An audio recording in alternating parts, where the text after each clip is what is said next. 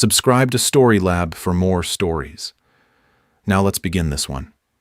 Royce Monroe had built everything with his own hands. At 34, he owned 3 construction sites across Dallas, employed 47 men, and had turned his father's bankrupt contracting business into a $1 million operation. His calloused hands told the story of a man who'd started swinging hammers at 16 and never stopped working. His wife Marjorie didn't understand that part of him anymore. "You're always covered in dust," she'd said that morning, wrinkling her nose as he kissed her goodbye.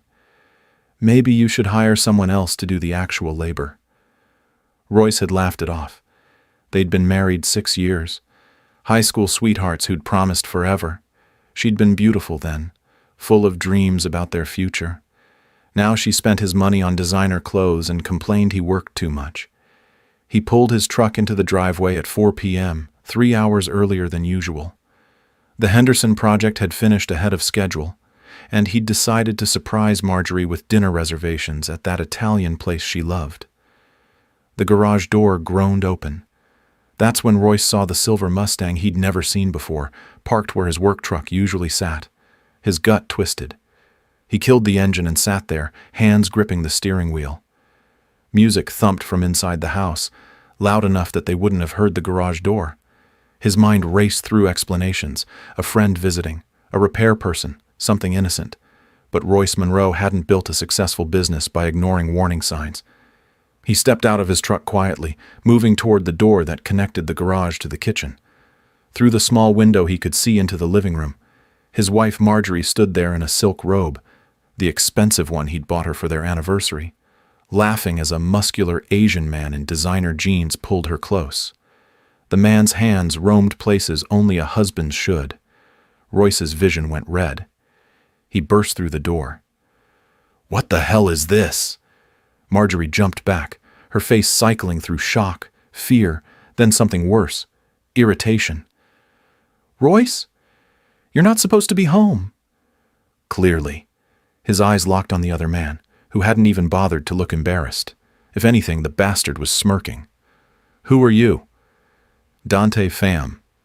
The man stretched like a cat, utterly relaxed. "And I'm what Marjorie actually wants. A real man, not some blue-collar grease monkey." "Get out of my house." Dante laughed. "Your house? Funny. Marjorie's been telling me all about how she owns half of everything. Actually, we've been planning—" "Dante, shut up!" Marjorie snapped. But Royce had heard enough. The pieces clicked together. Her sudden interest in his business finances, the questions about life insurance, the way she'd been pushing him to add her name to the company accounts. "How long?" Royce's voice was deadly quiet. 8 months, Dante answered, grinning. "She called me 2 weeks after your last anniversary. Said she was bored." Royce moved forward, fists clenched. He'd never hit a woman, but this smug piece of— "Dante," Marjorie said, her voice suddenly cold. "Get the bat." The words didn't register at first. Then Dante walked past him to the hall closet and pulled out Royce's own aluminum baseball bat, the Louisville Slugger he'd had since high school. "Wait," Royce said, backing up. "Marjorie, what are you doing?" His wife pulled out her phone, tapping the screen. The camera light blinked red. "Insurance, baby," she said sweetly. "Dante's going to defend himself from your violent attack. And I'm going to be the traumatized widow who gets everything." Dante swung. 4 months earlier, Royce hadn't noticed the signs.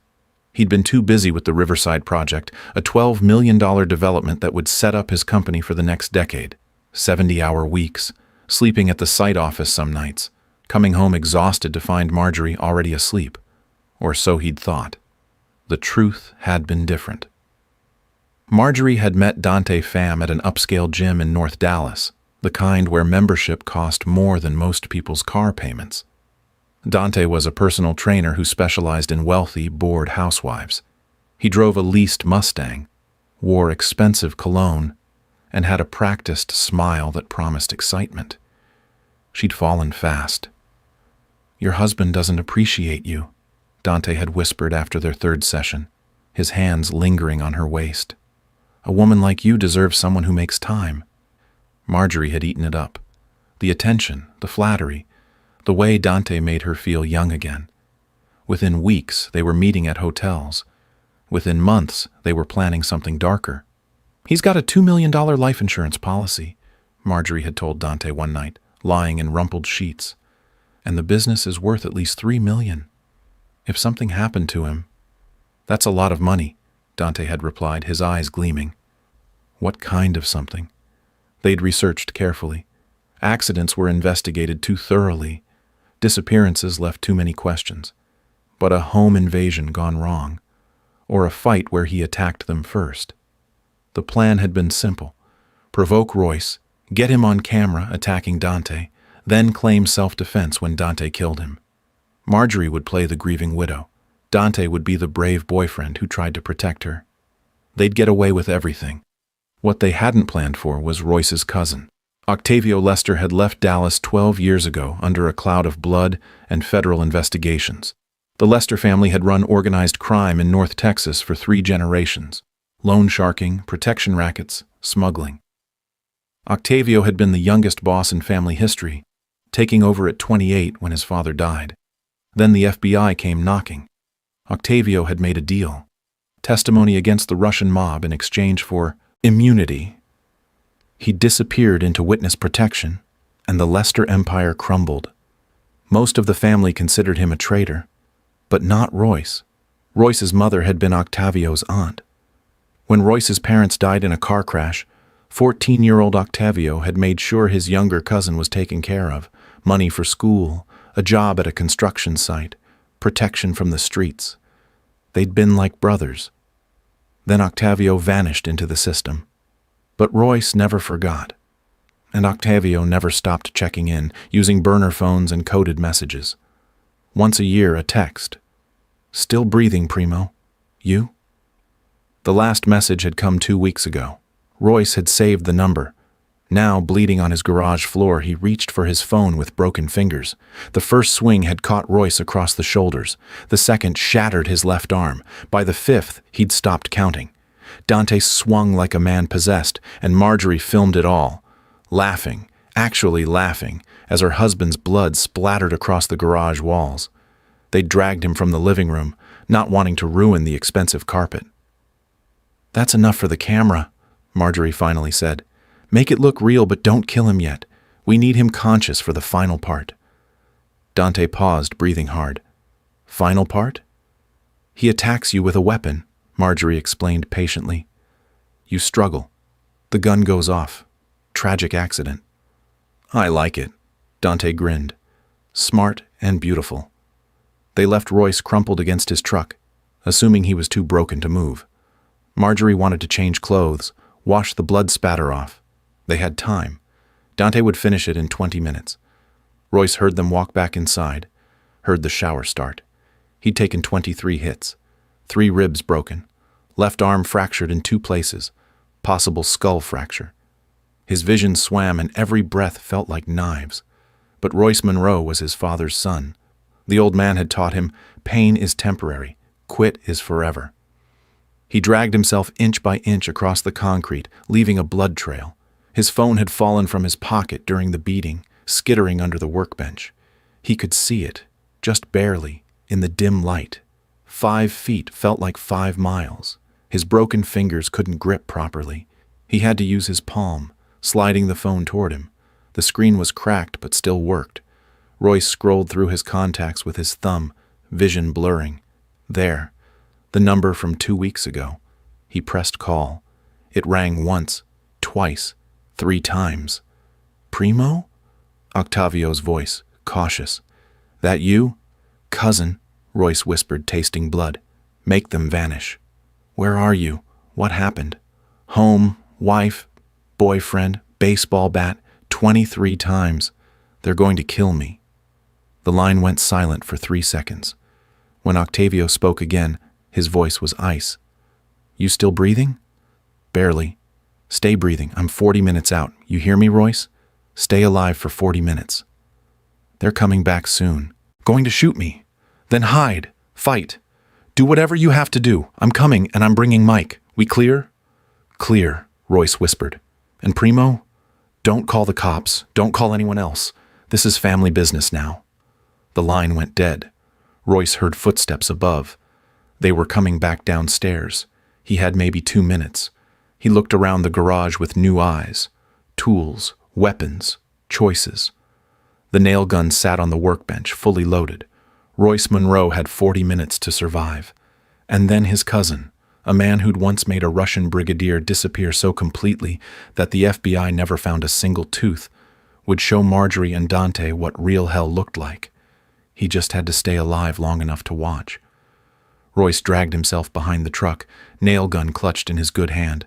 Footsteps on the stairs. Dante's voice. "Time to finish this, baby." "Remember, he attacked you first," Marjorie said. "The video shows him violent, aggressive. You had no choice." The garage door opened. Royce could see their shadows stretching across the blood-stained concrete. His blood. "Where the hell?" Dante started. Royce rolled out from behind the truck and fired. The nail sank 2 inches into Dante's thigh. The man screamed, stumbling backward. Marjorie shrieked. "You son of a—" Dante lunged forward despite the injury. Royce fired again. Another nail, this one catching Dante's shoulder. The man dropped the gun he'd been carrying, so they had gotten a weapon. His weapon probably stolen from his safe. "Shoot him!" Marjorie screamed. But Dante was too busy screaming, clawing at the nail in his shoulder. Royce used the truck to pull himself up. Every movement agony. He'd bought himself time. Now he just needed to— Marjorie grabbed the gun from where Dante had dropped it. Royce dove back behind the truck as the first shot rang out, deafening in the enclosed space. The bullet pinged off his truck bed. Amateur shooter.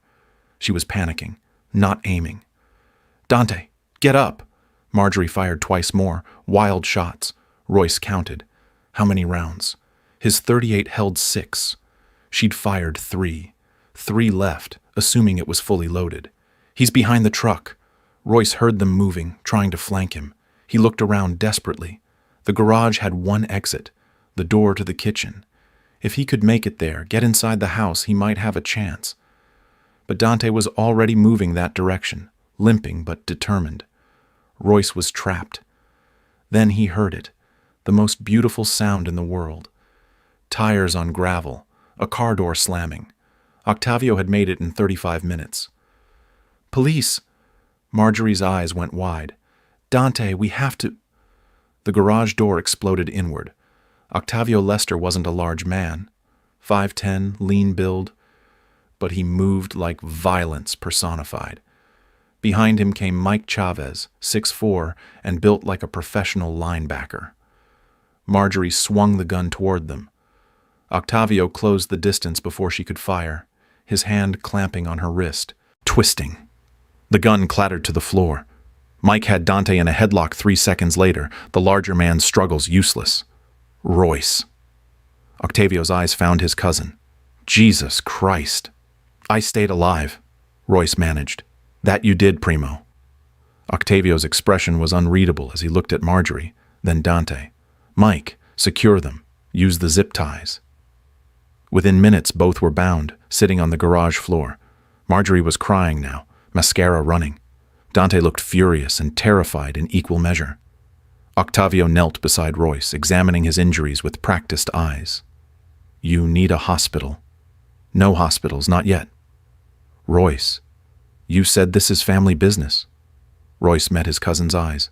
"I want to watch." Octavio studied him for a long moment, then nodded slowly. "Mike, get the medical kit from the car. We stabilize him here." As Mike jogged out, Marjorie found her voice. "You can't do this. We'll tell the police." Octavio turned to her and his smile made her words die. "Tell them what, exactly? That you and your boyfriend tried to murder your husband? That you filmed it? Oh, wait." He pulled her phone from his pocket. "I'll need this. Evidence." "You're making a mistake," Dante said, trying for defiant. "I have friends, people who will come looking." "No," Octavio said pleasantly. "You have clients, rich housewives you screw for money.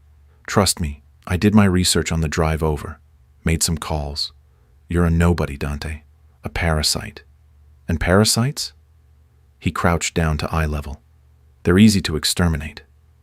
Mike returned with a tactical medical kit. For the next 20 minutes, they stabilized Royce. Field dressings, splints, painkillers from a syringe that definitely wasn't legal. "This will keep you conscious," Octavio explained. "But you're going to need surgery soon. Mike's calling my doctor. He'll be here in an hour.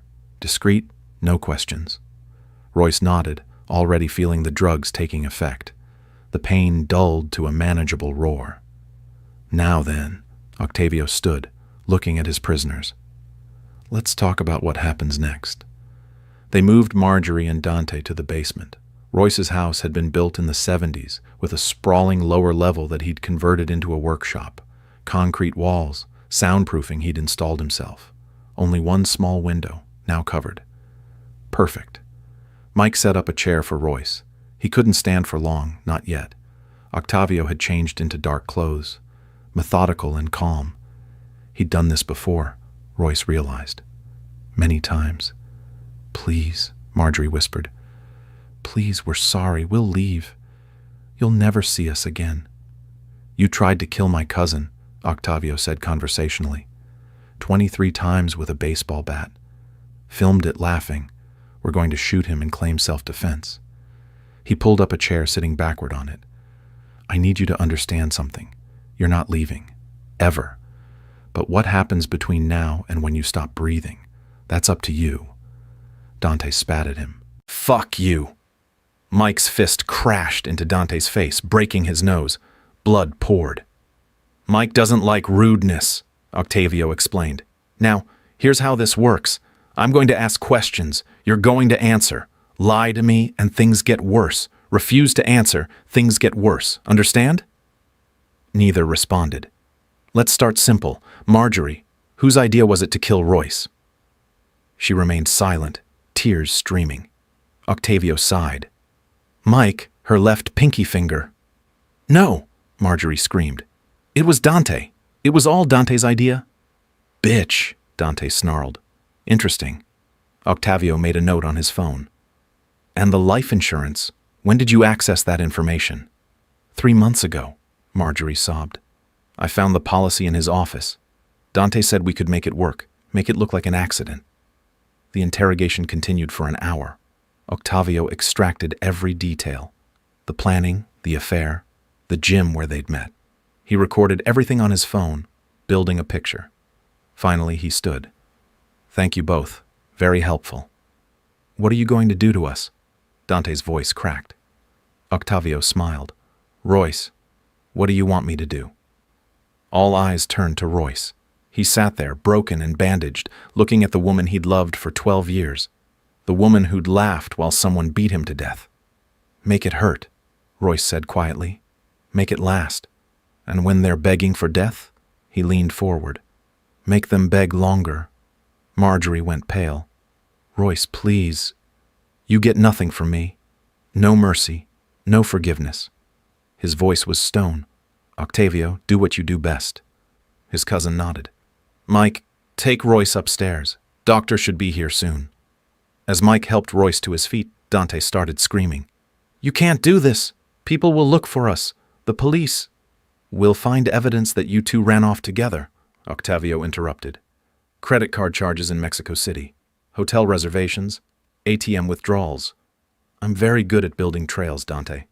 By the time anyone thinks to question it, there'll be nothing left to find." He pulled out a leather case, unzipping it, gleaming instruments inside. Some medical, some definitely not. "Royce?" Octavio called as Mike helped his cousin to the stairs. "Yeah? This is going to take a while. Days, maybe. You sure you want this?" Royce looked back at the basement, at Marjorie, who'd promised to love him forever, at Dante, who'd grinned while swinging that bat. "I'm sure." The doctor arrived 30 minutes later, a thin man in his 60s named Russell Duncan, who asked no questions and accepted cash. 3 broken ribs, fractured ulna and radius, moderate concussion, extensive soft tissue damage, Russell rattled off after his examination. "You should be in a hospital." "Can you fix me here?" Royce asked. Russell looked at Octavio, who nodded slightly. "Yes, but it won't be pleasant and you'll need weeks of recovery." "Do it." They converted Royce's bedroom into a makeshift surgery. Russell had brought equipment, portable X-ray, proper medical supplies, anesthesia. Whatever Octavio was paying him, it was enough to ensure discretion. As Russell prepared, Mike showed Octavio something on his phone. Both men looked grim. "What is it?" Royce asked. "Security footage from your neighbor's house. Janine Peterson, 3 doors down. Her camera catches your driveway." Octavio turned the phone. "Shows Dante arriving this morning. Shows you coming home. Shows nothing after. She's already sent me the file and agreed to delete her copy for 10,000 cash." "Why would she do that?" "Because I explained what happened, showed her Marjorie's video, and asked nicely. Janine's got 2 daughters. She understands what trash needs taking out." Octavio pocketed his phone. "Point is, we're clean here. The trail shows them together all day. Then tonight they drive away in Dante's Mustang.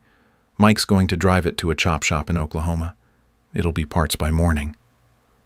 "What about their phones?" "Cloned and spoofing location data.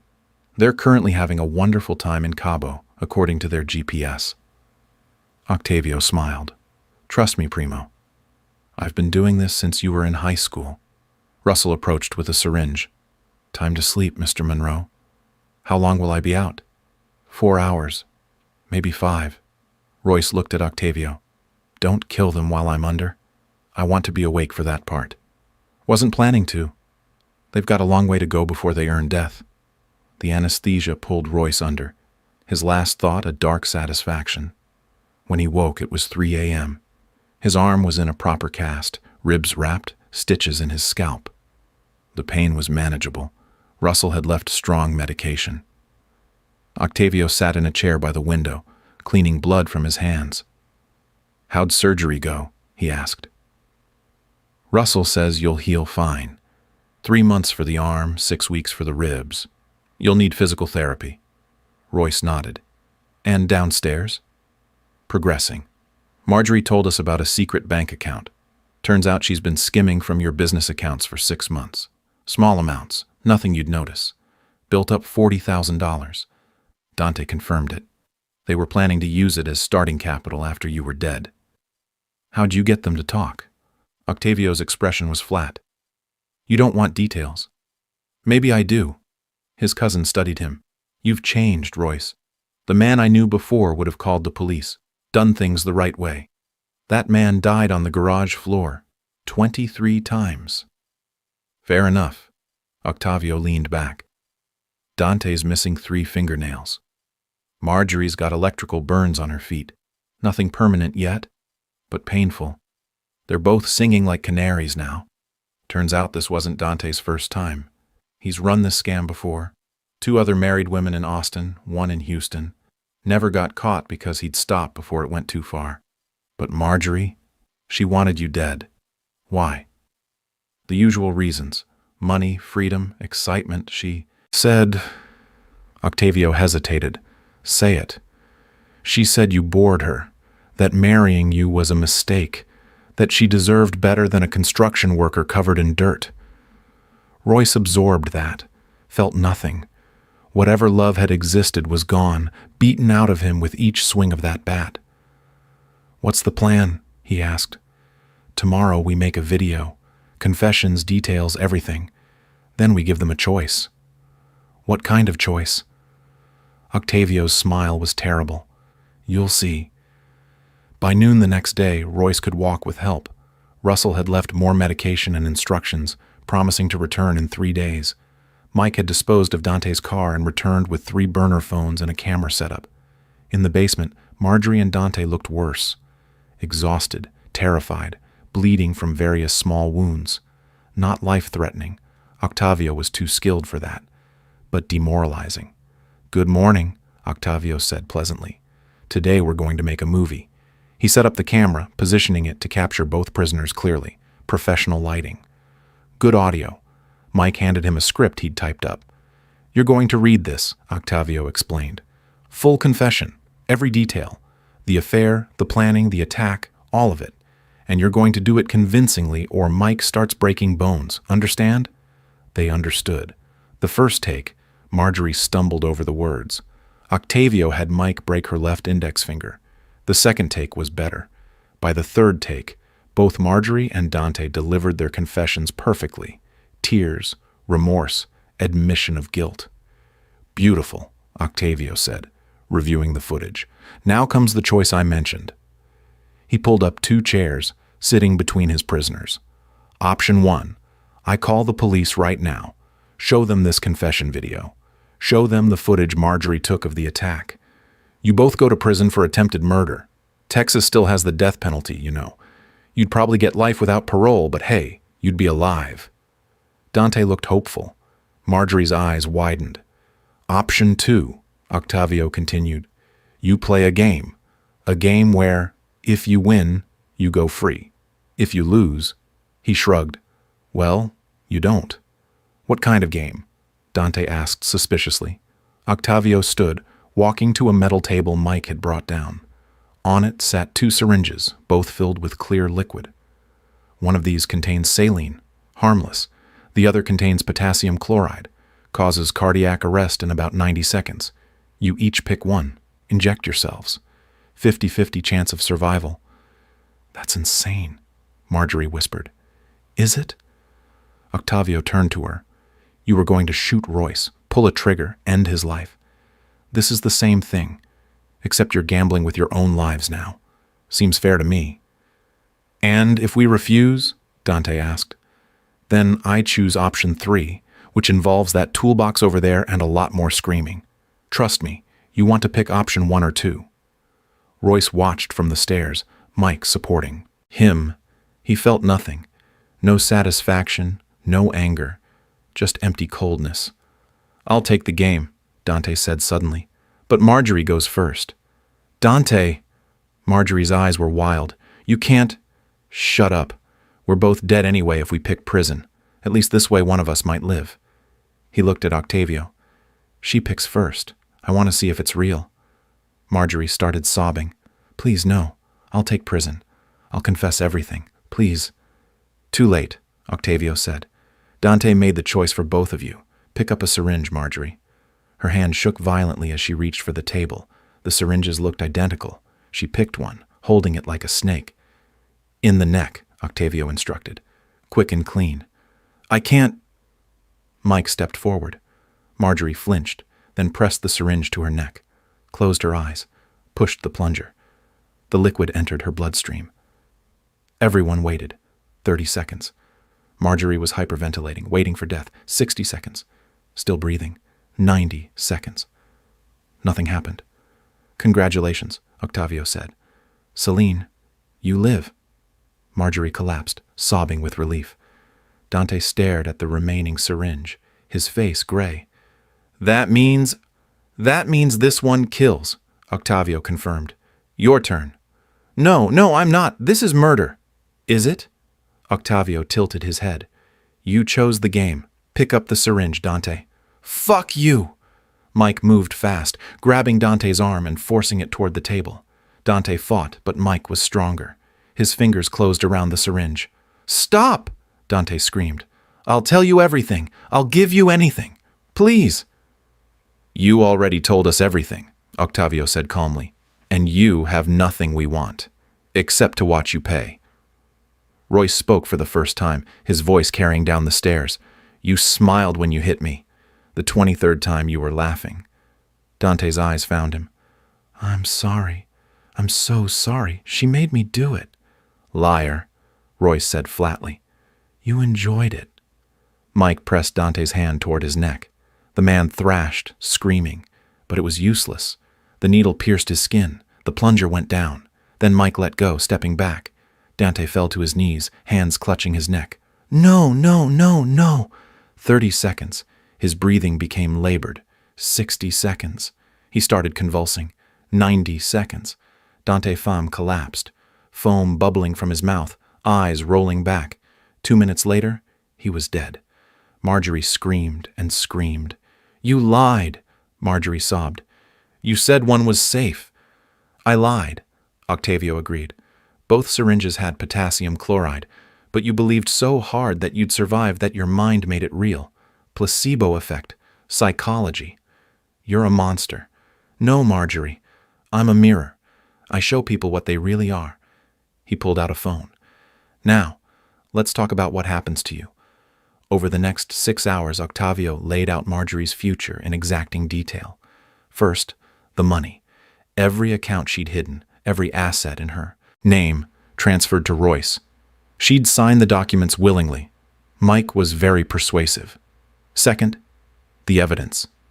The confession video would be stored in multiple locations along with the footage of the attack. If she ever resurfaced, if she ever contacted Royce, if she ever breathed wrong, it all went to the police. Third, her identity. Octavio had connections. Forgers, criminals, people who could make someone disappear. Marjorie Monroe would cease to exist. She'd become someone else, someone with no past, living in a city far from Dallas. You get to live, Octavio explained, but you don't get to be you anymore.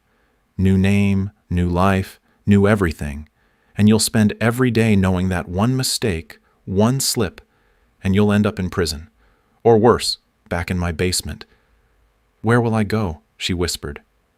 Does it matter? You wanted freedom from Royce so badly. Now you have it. Forever. As the sun set, Mike finished the paperwork. Marjorie signed everything. Divorce documents, financial transfers, non-disclosure agreements. Her hands shook with each signature, but she signed. Dante's body was wrapped in plastic, loaded into a van. Octavio had friends who ran a rendering plant. By tomorrow, Dante fam would be nothing but molecules mixed with industrial waste. Completely untraceable. At midnight, they put Marjorie in a car, blindfolded. Mike would drive her to St. Louis, where another of Octavio's contacts would give her a new identity and a bus ticket to Portland. She'd have $5,000 in cash and a warning: disappear or else. Before she left, Octavio brought her to Royce one last time. Look at him, Octavio commanded. Look at what you tried to destroy. Marjorie looked. Royce stood there, bandaged and broken, but alive. His eyes were ice. I loved you, Royce said quietly. I would have given you everything. Anything you asked. I know, Marjorie whispered. I'm sorry. No, you're not. You're sorry you got caught. There's a difference. He stepped closer. You're going to live a long life, Marjorie. Every day, you're going to wake up and remember this moment. Remember that you destroyed everything for a parasite who would have abandoned you the second things got hard. And you're going to know that somewhere, I'm living the life we should have had. Without you. Tears streamed down her face. Take her away, Royce said. I'm done looking at her. Mike led her out. The car drove into the night. Octavio and Royce sat in the living room drinking whiskey despite Russell's warnings about painkillers. How do you feel? Octavio asked. Empty. That'll pass, eventually. Will it? His cousin shrugged. Honestly, I don't know. But you survived, Primo. That's what matters. Royce looked around his house, the home he'd built with his own hands, filled with memories that now felt poisoned. I can't stay here. Then don't. Sell it. Start over. You've got the money now, and your business is clean. What about you? You're supposed to be in witness protection. Octavio smiled. I've been out for 2 years. The people I testified against are all dead. Natural causes mostly. The FBI doesn't care where I am anymore, as long as I stay quiet. He refilled their glasses. I've been living in Colorado, consulting business, security and risk management, completely legal. Consulting. Okay, mostly legal. But yeah, I'm legit now. Boring even. This? He gestured around. This was a favor for family, one time only. They sat in silence, the weight of the night settling over them. Finally, Royce spoke. Thank you. You'd have done the same for me. Would I have? Octavio met his eyes. Yeah, you would. That's the difference between you and them, Royce. You've got loyalty, honor. They had nothing but greed. The next morning, Russell returned to check Royce's injuries. Everything was healing properly. He'd need time, therapy, and care. But he'd recover. 2 weeks later, Royce put the house on the market. It sold in 4 days. Cash offer, no questions. 6 months later, Royce Monroe stood in his new office overlooking downtown Denver. He'd moved the business, rebranded it, and expanded into commercial development. His crew had followed him, 47 loyal men who'd built his empire with their hands. They were doing better than ever. The broken bones had healed. Physical therapy had restored most of his strength. The scars remained, but they were just reminders now. Octavio stopped by once a week for lunch. They'd talk business, family, life. Never about that night in the basement. Some things didn't need revisiting. Royce dated occasionally, but nothing serious. Trust was hard now. Maybe it always would be. His phone buzzed, a text from Mike Chavez, who'd become a friend over the months. Package arrived. Usual spot. The package was information. Royce had hired a private investigator to track Marjorie, just in case. She was in Portland, working as a waitress under the name Jennifer Walsh. Living alone, looking over her shoulder constantly. Good. Dante's family had reported him missing, but the investigation went nowhere. The trail Octavio had built was perfect. Mexico, then South America, then nothing. Probably dead in a cartel dispute, the police theorized. Case eventually went cold. Also, good. Royce deleted the text and looked out at the mountains. His father used to say that construction was about building foundations, solid ground that would support everything above it. The old man had been talking about concrete and steel, but Royce understood the deeper meaning now. He'd had to tear down his old foundation completely. The marriage, the house, the life he'd built. And in the ruins, he'd found something stronger. Himself. Not the man who'd trusted blindly, who'd worked himself to death for someone else's approval, but someone harder, smarter, unbreakable. A knock on his office door. "Boss? The Henderson project team is here for the meeting." "Be right there," Royce called. He grabbed his plans and headed to the conference room, walking without a limp now. The pain was gone. The anger had faded to a dull, manageable ember. But he'd never forget. That night, 23 swings of a baseball bat had killed the old Royce Monroe. In his place stood someone new. Someone who'd crawled through hell on broken bones, who'd made his enemies pay in ways they'd never imagined, who'd survived when survival should have been impossible. The weak man died in that garage. A monster woke up. But not the kind that destroyed innocent people. The kind that protected what mattered, punished the guilty, and built empires from ashes. Royce Monroe was living proof that sometimes the only way to truly win is to let the old version of yourself die and embrace the ruthless survivor underneath. As he entered the conference room, his team stood in respect. They didn't know the full story, but they knew their boss had been through hell and came out stronger. "Let's get to work," Royce said, spreading the plans across the table. "We've got a city to build." Outside, the Denver sun was setting, painting the sky blood red. Somewhere in Portland, a woman named Jennifer Walsh woke up screaming from the same nightmare she'd had every night for 6 months. Aluminum bat whistling through air, her husband's blood on her hands, and a voice whispering, "You get to live, but you don't get to be you anymore." Somewhere in a Colorado morgue, under a name that wasn't his, Dante Pham's remains had been reduced to ash and scattered in unmarked waste. No funeral, no gravestone, just erasure. And in Denver, Royce Monroe smiled, closed his briefcase, and went home to his new apartment. Secure, clean, his. The game was over. He'd won. This is where our story comes to an end. Share your thoughts in the comments section. Thanks for your precious time. If you enjoyed this story, then please make sure you subscribe to this channel. That would help me a lot. Click on the video you see on the screen, and I will